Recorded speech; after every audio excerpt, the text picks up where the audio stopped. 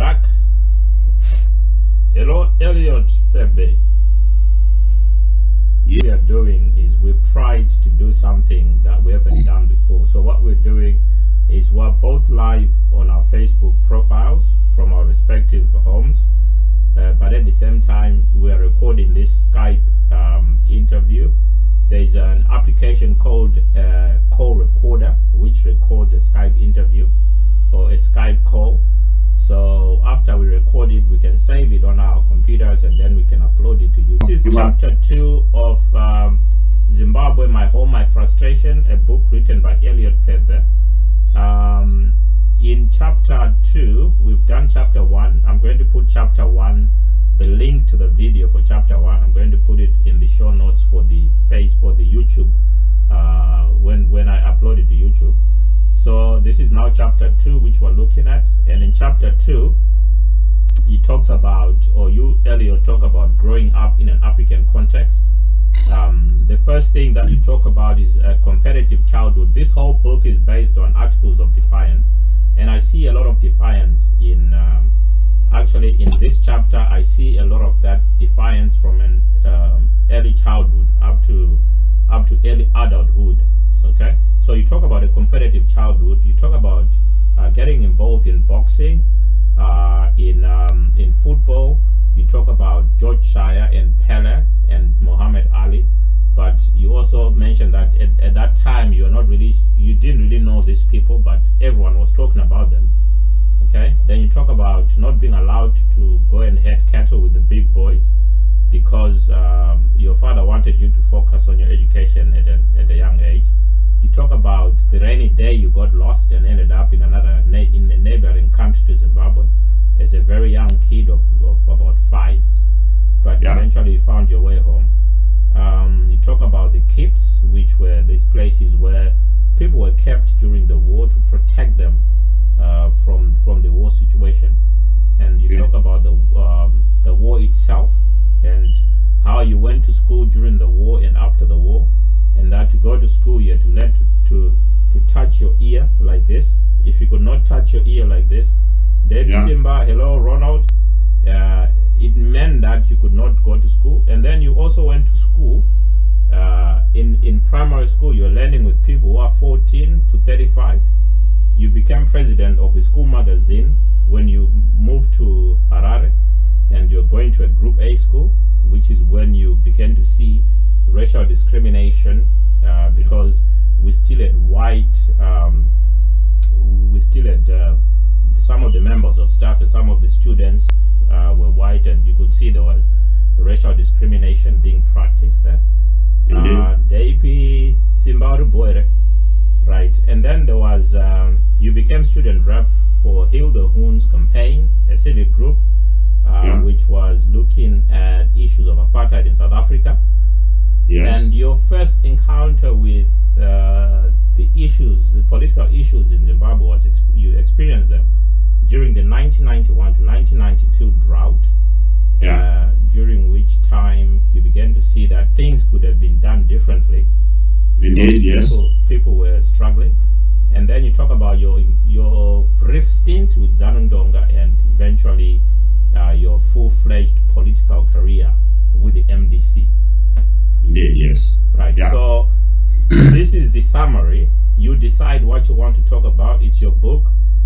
It's your chance for people to understand the thought process which went into writing the book, the defiant mood that you were in from a young age, and your decision to enter into politics even when you still didn't really understand what politics was. So over to you. Yes.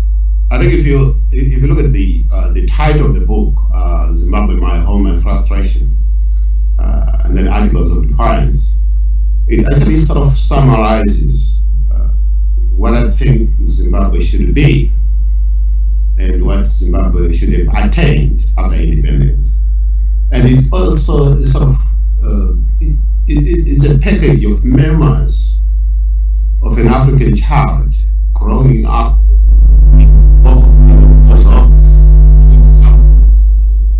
under racial discrimination, growing up under this euphoria of independence, which never materialized, and also the tribulations that actually came in through me joining politics at a young age.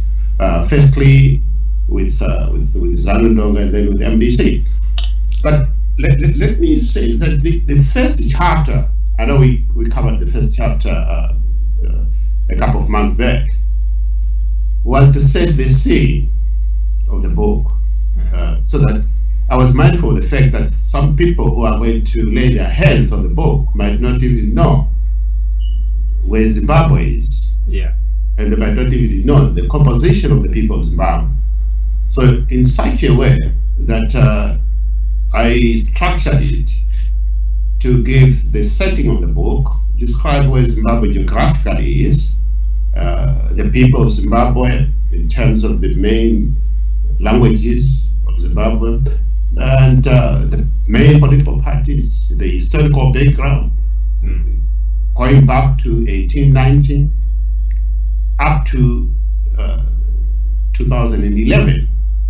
So it's a package of a lot of years of ups and downs in terms of socio-economic and political struggle of the Zimbabwean people.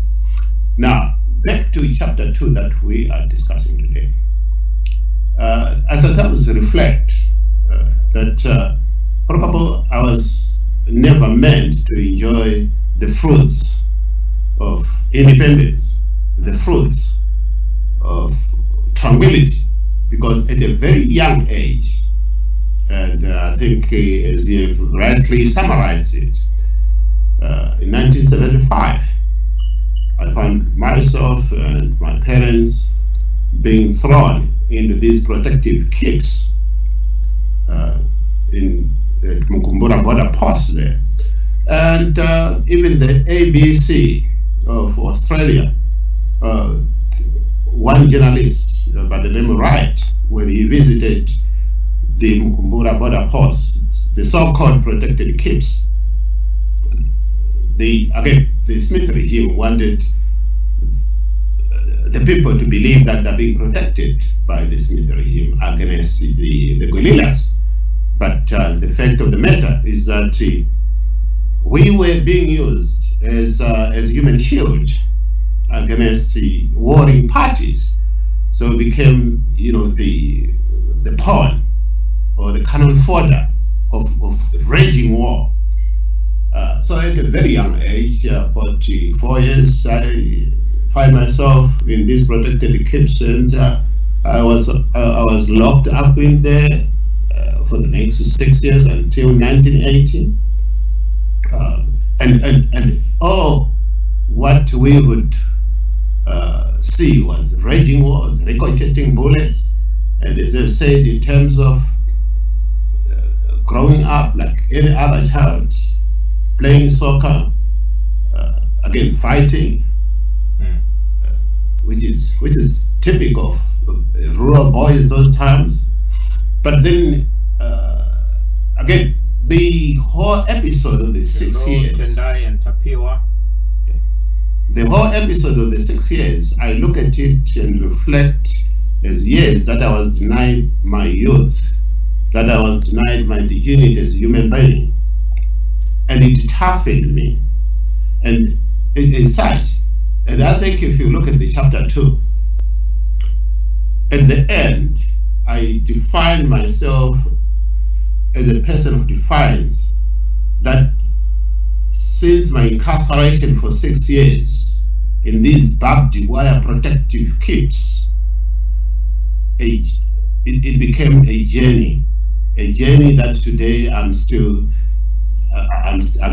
walking, and every day is a flip of pages of misery. And from 1980 again, then started school, and in a space of about 2 years, I went to 4 primary schools because of the war. So we were being moved from one school to another because sometimes it was not safe for the children to continue going to school that way. And again, when I finished, one of the incidents which is still vivid in my mind was after 1980, we went back to Nyakatondo, which was our previous village before the war. And yes, there was this makeshift school made of poi and dagga, no chairs, no tables. It was a horrendous time. Immediately after the war. What year was 1980? We are now talking of 1988. Yeah. We are talking about 1980 now. And from the pictures I've seen on social media, such schools still exist. Oh yes, you'll be surprised that now, 37 years after independence, we still have those schools in Zimbabwe, and it's very unfortunate. In this 21st century, you would think after 37 years, you would have put the necessary infrastructure to develop those schools. But unfortunately, this is the Robert Mugabe and ZANU-PF government. So, after living 6 years in the Kips, you move into a town Group 8 school in Harare, and you begin to experience, was it the same kind, did that remind you the racial discrimination that you were experiencing? Did that remind you of the Kips? It did. I think you find whatever we talk about the lived experience, and whatever experience you go through, it becomes part and parcel of you. And whatever decisions you make in life, it's a reflexivity of what you've gone through. So yes, after finishing my primary school, I went to Mavradona boarding school. At Mavradona boarding school, again, the school was still in a dilapidated state after the war, and you'll be surprised that the age group of people going to Form 1 those years could be 35 years old. Somebody going to Form 1. So I remember in the book you mentioned that some of them used to smoke in the classroom. Indeed, yes. The behavior was horrendous. You can imagine, here I was a small boy, and then he's thrown in this class of war veterans. War veterans in the same class. War veterans. Hello, Gladson on Facebook. It was to me. It didn't bother me. The only problem it did a bit bothered me is their disruptive behavior when I wanted to learn. Yeah. And they were not, most of them, they were not interested in learning. It was like they were being forced to go back to school. But you say those who wanted to learn, you actually they protected you because they wanted to copy your homework. Indeed, yes. Yeah, so we survived harmoniously with our brothers and sisters who had just left who had just came from war. So it was a trend in rural schools those years.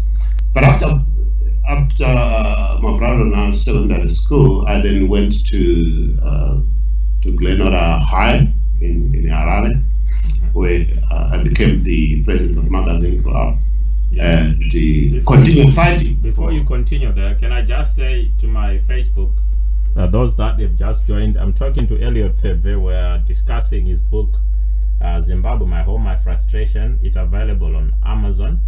But we are not here to sell the book. We are here to talk about the thought process that went through his head when he was his mind when he was writing the book. So we've discussed a number of issues, and now he's just going to talk about his experience as a student in Form 1. Was it Form 1 you started there? Form 1 was Mavradona secondary school. In Harare, it was now Form 3. Okay, so in Form 3 in Harare, that's when he experienced a bit of the racial discrimination, because there were still white students there. There were white members of staff. Apparently, the caning was more towards the black students than towards the white students. They used to be able to walk in straight, but the black students were stopped by the gate. And the funny thing is, they were disciplined by a black teacher. So he's just going to talk about that experience as he started going to school in the town in Harare. Yes, so I was. Can I just say also that if you have any question you want to ask him, if you put it in the comments, then I can tell Elliot what the question is, that maybe he can address it. And maybe the same with your viewers because you're also live on Facebook. Yes. So yes, I was at the Glenola High Secondary School, and I was the president of Magazine Club. And the first thing that I did was I was writing articles. So little did I know that one day I'll be writing books. But I enjoyed writing. I enjoyed researching as well. But again, it wasn't long before I was in trouble with the authorities when I authored an article about teachers abusing students, young girls, including concrete examples of students as young as 14 years old impregnated by teachers. And the headmaster wasn't happy with that. So I was called by the headmaster, and I was fired for authoring such an article without authority from the headmaster. You mean you were expelled from the school? Or fired Yes. from your position as...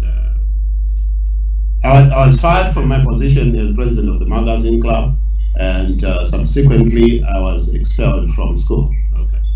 Yeah. So again, the title Zimbabwe, My Home and Frustration, Articles of Defiance, although here the theme is about the politics, but not necessarily only the politics of MDC versus ZANU-PF or the political landscape of Zimbabwe, but also the social aspect. So it seems to me, even at that young age, I was always defiant, and I'd actually repositioned myself as a social democrat. And yes, there I was fired from my position, I was expelled from school. And the next thing is, and of course, every parent wouldn't be happy. And again, my parents were not happy with that. And they thought I was a bit too political for my age. Yeah. So I needed to concentrate on education first and then politics later. But to me, I've always believed that you cannot separate politics from reasoning. Yeah. And besides, it has been part and parcel of me to fight for my rights, and not necessarily my rights, but to fight for other people's rights. So then I appealed to Minister of Education. I think if you tell the whole story, then people won't buy the book. So why don't you move on to maybe talk about the civic group? The campaign against apartheid in South Africa. Indeed. That ties up with your yes. So again, just in summary, I did appeal, and by then the Minister of Education was Zingai Mtumbuka, and then I was reinstated. Zingai was my neighbor at Kumusha. Oh, okay. Yeah. So yes, I was reinstated, and you could expect then I became a hero at the school for unearthing such malpractices. But then after that, I moved to Allen Wilson for my A levels. This was Group A schools. That's where racial discrimination was rife. I fought racial discrimination in that school, and I was expelled again for the second time. I then appealed again to the Minister of Education, and Minister of Education, again, Zingai Mtumbuka, intervened, and then I was reinstated. But even during that time, when I was doing my A-level at Allen Wilson and became the president of the Student Union, I became so much involved against the war in South Africa, against apartheid. I was the secretary, the student secretary general for Heal the Wounds campaign. And Mardad, James Mardad, was actually the public relation officer for that organization, Heal the Wounds campaign. So I used to give speeches to gatherings, meetings, forums in South Africa, articulating and demanding the release of Nelson Mandela. Okay, I think people will read all about that in the book. I'm cutting you short because I know you can talk even and finish the whole book. Then people don't have to buy. Talk about the drought. Talk about the drought. Yes. So yes, the civic activism, I've been there, and then eventually there was this decapitating drought of 1992, 1991-92, which disseminated the agricultural production throughout the country, and the government of Robert Mugabe's RPF that time, corruption had already crept in, and they were unable to alleviate the sufferings of the people throughout the country. So yes, and I sort of thought and evaluated and analyzed the response of the government in response to the drought, and I thought they could have done it better. But here was the government that was entrenched in corruption and not necessarily responding to the needs of the majority of the people. Yeah. So I decided then to join politics and have my voice heard. Okay. Now, talk to me about the primary school teacher who asked you what you want to become when you grow up. Indeed, I was asked. I think it was I was in grade 6. A very young boy, and as usual in primary school, people would be you'll be asked by the teacher, one after the other, what do you want to become when you grow up? And some were saying they wanted to be teachers, some they wanted to be nurses, some they wanted to be doctors, and I said I want to be a politician, and they just laughed. I suppose the irony of it is that people didn't know what a politician was, because I'm talking about small kid. But I think I was hardened by the war because I grew up during the Liberation War, and I was a bit analytic at a very young age. Do you think now they know what a politician is? They think it's just a guy who drives a good car and wears a nice suit and a big tummy. I think it's worse now than it was then, because politics has actually lost relevance in Zimbabwe because of corruption. It is like a means to an end. So what did the drought bring about? How this defiance in you? How was it triggered by the drought? Yeah, it was triggered by the drought in the sense that I saw people suffering. It was all in the newspapers and sometimes even on TVs. People suffering, and the government's response was not as expected. They didn't have an idea of how to respond to the drought, and they were busy amassing wealth amongst themselves through corruption tendencies. So I thought, hang on, people need to stand up against this government, against this regime, this corrupt regime. Okay. So yes, I traveled and then also addressed people in rural areas, telling them that. Okay, before you talk about that, does that tie in with your brief stint at Zanontonga and then MDC? Maybe if you can. Yeah, indeed. I mean, 2 minutes to talk about that. Yeah. At the age of 19, I was the provincial chairman. Yeah. Of Zanontonga. The only reason why I parted ways, I was there for a short stint. But the policies, when Ndabading Stole came to Zimbabwe and then promised people that he was going to give 600 acres to every Zimbabwean, and then $300 to every unemployed person. So those policies, okay, he was coming from the US. I could understand that he was trying to copy and paste, but that was irrelevant as far as the cultural and the capacity of Zimbabwe was concerned. And I tried to talk to Lebanese Todd to say, look, I think you shouldn't have announced those policies at the airport. You should have, first of all, done your research once you're in the country and get to see what really the people want and try to address those policies must be aligned with the cultural and the needs of the people. I think that's where I differed with the Lebanese story. But anyway, from there, in 1999, when MDC was formed, that became the starting point of my grander purpose in terms of politics.